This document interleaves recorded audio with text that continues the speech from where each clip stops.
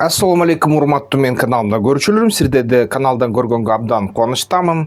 Албетте, ошо бүгүнкү күнү Ауганстанда согуш дагы эле уланууда жана бүгүнкү күнү эки тарап тең аябай жаман абалда. Өзгөчө алганда Ауганстандын иши чатактай көрүнөт да. Эми ушуга киришкенин астында кичине саясий фандрайзингдин жаңылыктарын айталы. Бүгүнкү күнү ушул 55 миңдей жыйналды. Рахмат, сиздер жыйнап бергениңиздер. Акча түшүп атат, бирок өтө жай, күнгө бир эле төлөмдөн түшүп атат. Анткени ошо Боршайком айткандай, М-банк же башка банк, О-банк, Симбанк, башка банктардын ошо жардамы менен акчаны жибериш QR код аркылуу мүмкүн эмес болуп калды. Телефон номеринде мүмкүн эмес болуп калды. Ошол саясий фандрайзингди аткарыш үчүн бир гана жол бар, ушул эсептен эсепке акча жиберүү. Мисалы үчүн башка банктын эсебине деп туруп тандайсыздар. Аяктан ошо экрандан көргөн эсепти жазасыздар, анан банкты тандайсыздар, бик кодун жазсаңар банк тандалат. Элдик банк бул. Банкты тандагандан кийин ошо кимдин атына жибересиңер жазасыздар. Шашевский Шерембекович, ошо жогорку кеңешке талапкерликке койгон киши деп жазсаңар болот, же жогорку кеңешке талапкер деп Шашевский Шерембекович. Андан кийин ошо төлөмдүн максаты дегенде пожертвование, шайлоого салым деп тандасаңыздар, анан каалаган суммаңарды жиберип койсоңуздар жардам берет. Бул 1 тыйын болсо да, 5000 сом болсо да баары бир мындай аябай жардам берет. Анткени мен деген өзүм ушу элдик кандидат болгум келет. Фандрайзинг менен келген кандидат болгум келет. Өзүмдүн да каражаттарым бар. Меники ошо сумманын ошо жарымына чейин жапканга жетет, ойлойм. Бирок баары бир керек болуп атат да дагы ошо каражат. Албетте, саясий фандрайзинг бул элден акча алып жалданылган депутат элдин кызыкчылыгы үчүн иштейт да. Ал эми башка мындай саясий күчтөрү менен жалданган депутат же болбосо өз акчасы менен салган депутат ошо көп суроолорду туудурат. Анткени биринчиден элди тоотпой коюшу мүмкүн, экинчиден ошо өзүнүн акчасын кайтарыш үчүн иш аракеттер жасашы мүмкүн. Ошон үчүн фандрайзинг бул аябай жакшы нерсе. Фандрайзинг кандидатты мажбурлайт да, ошо элге кызмат кылганга мажбурлайт. Ошон үчүн эгерде мүмкүнчүлүгүңүз болсо, салып коюңуздар. Ошо 15 күн калды, бирок техникалык ошо акча маселеси боюнча 10 эле күн калды, 10 күндөй, 10-12 күн. Ошо убакыт бүткөндөн кийин анан ошо 300 миңди мамлекеттик бюджетке которуш керек Боршайкомдун эсептерине. Анда эмесе роликти уланталы, ошо Ауганстанда эмне болуп жатат. Ауганстан аз болсо да бир аз тынчыды, бирок баары бир кечээки күнү аябай кызуу согуштар болду. Анан Пакистандагы авиациясын мол колдонду. Ушу 24 сааттын ичинде акыркы эмне болгон? 15-16-9 айынын күндөрүндө 25 жылын ошо негизи толук кандуу согуш болгон эмес дейт, бирок ушундай эскалация 15-9 айында болуп атса, эртең менен ошо 15-9 айында соккулар, ушундай согушуулар спин булдак Кандагардан болду. Ушул жерден Пакистан жана Ауганстан аскерлери жаман атышышты. Курама жана чаман жерден болду. Пакистандык күчтөр авиацияны колдонушту, афгандык позицияларга сокту. Ошо талиптердин кол салуусуна жооп катары афган тарабынан ошо 12 тынч жаран каза тапты деп жатышат.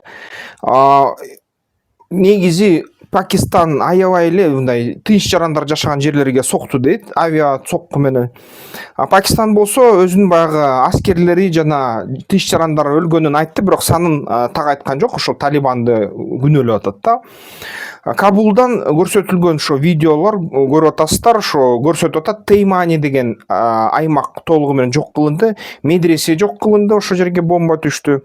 Аны пакистандык ошо соккулардын азабынан деп айтып атышат да афгандыктар. Аны албетте пакистандык булактар айтып атат, биз ошо Талибандын чалгындоо кызматынын штаб-квартирасын талкаладык дейт. Жана ошо талиптердин ошо курал каткан, аскер каткан жайларына аттык дейт. Анан Техрик Талибан менен байланыштуу ушу күчтөргө атака жасадык дейт да. Негизи жалпы өлгөндөрдүн саны ошо 15 кишидей болду деп айтылат расмий түрдө. Эми билебиз ошо согуш болгондо, ар кандай нерсе болгондо бул жерден албетте көп нерселер жашырылат да. Анан дипломатиялык ушундай реакция кандай болду дүйнө жүзүндө? Ошо 15-9 айында жана 16-9 айында Пакистан афган талиптер 48 сааттык ошо тыныгуу баягы тынчтык боюнча жарыялады. Убактылуу болсо дагы бул нерсе башталды. Пакистан тарап муну талиптер сураган дейт, Талибан тарап муну Пакистан сураган дейт да, ошо тынчтык боюнча убакытты. Анан албетте бүт ошол чек ара боюнча ок атуулар токтогон. Бирок бул ок атууга чейин баары бир дагы Кабулга бир нече ошо бомба учуп келген дейт Пакистан тарабынан. Анан ошол эки өлкөнүн кагылышын талкуулаганда тараптар бири-бирин күнөөлөп атат, бир тарап айтып атат. Ошо биз ойлоп атабыз дейт, бул деген Пакистанды Талибандын Индияга барып жолугуп келгени. Мисалы үчүн Афган министри Муттаки Индияга барып ошол Исламабадда ошол нерсе кыжырын келтирди дейт да. Жана ошо Пакистан айтып атат, Техрик Талибанды да күчөтүп атасыңар дейт, алардын саны өсүп атат дейт, аба силер болсо Талибан эчтеке кылбай атасыңар дейт да. Анан албетте кээ бир изилдөөчүлөр айтып атат, саясаттануучулар, бул нерсе Пакистанга атайын мындай капкан болду дейт. Анткени Пакистан согушту баштаганга эч кандай кызыктар эмес болчу, ички чыңалуу күчөп атат дейт. Пакистандын ичинде ошол эле Техрик Талибан күчтөрү Белуджистан тараптан аябай мына ички ыдыроо башталып атат дейт. Ошол ыдыроону чечкенге албетте Пакистанга керек эле. Бирок ошо Талибандын ушундай иш-аракеттери жана ошо Пакистандын ушул иш-аракеттерине күч менен жооп бергени Пакистан үчүн кайра жаман заманды жакындатып атат деп жатышат да. Аны албетте эл алык ушул коомчулукта буга тынчсызданып жатат.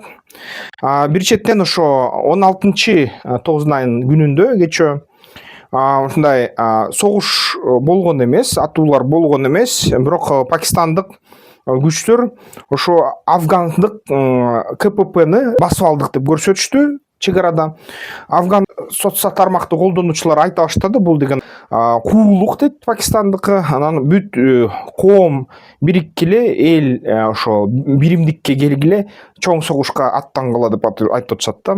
Албетте эл аралык коомчулук буга тынчсызданып атат. Иран, Сауд Арабиясы, Түркия сөздөрүн айтып атышат. Алардын тышкы иштер министрлиги эскалацияны токтоткула, согушту токтоткула, бул деген эгерде чоң согуш болуп кетсе, ошо бүт тараптар катышат. Ошол Техрик Талибан 10 000 киши катышат.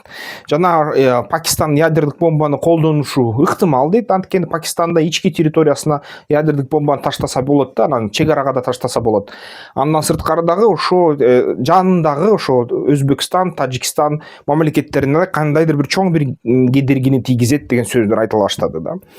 Анан албетте бул деген биринчи эскалация эмес. Дюрант деген сызыгы ошо Британ империясы кеткен эмгичекти дагы эле чек араны орнотто элек, эч кандай мындай зым тартылган, бекемдетилген чек ара, мындай эки тарап деген документтер менен бекиткен чек ара жок эмгичекте. Албетте бул нерсе көп дагы ушундай тынчсыз нерселерге да алып келиши ыктымал да. Анын үстүнө аз келгенсип Америка Штаттары кээ бир маалыматтар боюнча ошо Хамас кайра кайтарылган Газа секторунда Ясир Абу Шабабтын кишилерин толугу менен ошо ага иштеген кишилердин баарын өлтүрүп атат, аткылап атат, ушундай өлүм жазасына тартып атат деп айткандан кийин дагы бир маалымат келди. Америка Штаттарынын күчтөрү Газага кирип жатышат жана ошо Хамасты толугу бийликтен четтетиш үчүн даярданып жатышат. Жана мындан кийин кээ бир маалыматтар боюнча Америка Штаттары аябай пропорционалдуу эмес күчтү колдонгону жатат. Бул эмнени билдирет? Бул деген такыр эле чаң болуп кетти эле. Ошо Газа тарап муну такыр баягы жердин түбүнө чейин казышат окшойт да, бомбалар менен жана башка курал менен. Ушундай да тынч эмес жаңылыктар келип атат тилекке каршы. Ошо жакынкы чыгышта ошо Афганстан, Пакистан тарапта ушу тынчтык менен жыттанбай жатат азырынча. Ошо тынчтык болсо жакшы эле болот эле, анткени бизге өнүгүү керек. Ошол тарап аркылуу логистикалык жолдорубуз келет. Биздин мамлекет көп товарларды ташып соода жасап ишкерликти өнүктүрүп ушул жол менен колдонот эле да. Мисалы үчүн ошо биздин коңшулар менен аркылуу туран өлкөлөр аркылуу, туран өлкөлөрдүн чек арасында тынчтык болуш керек да. Эмесе тынчтык болсо бизге да кичине баягы тынчсыз болот да, ошондой нерсе. Аны албетте мен көп жылдан бери айтып жүрөм, 5 жылдан бери айтып жүрөм. Ошо электромобилдерге өткүлө урматтуу жарандар, бензин кымбаттап атат. Бензиндин кымбатташын алдын ала эле көргөнбүз. Албетте мисалы үчүн ошо Орусиядан келген бензиндин ошо мисалы үчүн Ирандыкын алмаштырып салабыз десеңиз, Казакстандыкын алмаштырып салабыз десеңиздер, тез убакытта ал нерсе болбойт. Саясий фактор бар, аны жасаганга эч ким жол бербейт. Ошон үчүн электромобилдерге, гибридтерге өтүрүү туура деп көрөм. Албетте электромобилдерди деле жыргатып койгонсуп баягы сынбас болбойт. Аларга да тейлөө керек. Тейлөө аткан мастерлер аябай тим эле 1-2-3 айга алдына бүт баары иш менен отурушат, занят, баягы кабыл алышпайт. Бирок ошентсе дагы бар эгерде электромобилдер дагы критикалык масса жайнап кетсе, акырындап көч бара түзөлөт эле да. Эң негизгиси ошо бензинден кичине көз карандылык азаят эле да. Ошон үчүн өткүлө. Андай эмес туугандар, ошол саясий фандрайзингди улантып атам, мүмкүнчүлүк болгуча ошо банк которуулар менен башка банктардын эсептерине деген ошо менюдан тандап, ошо эсепти жазып, бик банкты тандап, элдик банк Шаршевскийден Шерембековичке, жогорку кеңешке талапкерге деп жазып, назначениясы деп сурайт. Эмнеге дегенде ошо пожертвование же салым, шайлоого салым деп жазып жибирип койсоңуздар, ошо жакшы эле болот эле. Анткени ошо саясий фандрайзинг менен сиздер өзүңүздөрдүн депутатыңарды жалдап аласыз. Элдин астында милдеттүү депутаттар элге эле кызмат кылат да. Ошондуктан саясий фандрайзинг дүйнө жүзү боюнча колдонулат. 10 күн калды, 10 күнүн ичинде колдоп койсоңуздар сонун болот эле. Эгерде ошол Искендер Шаршеев сиздерди парламенттен ошо өкүлүңүз болсун десеңиздер. Анда эмесе эмки видеолордон көрүшкөнчө.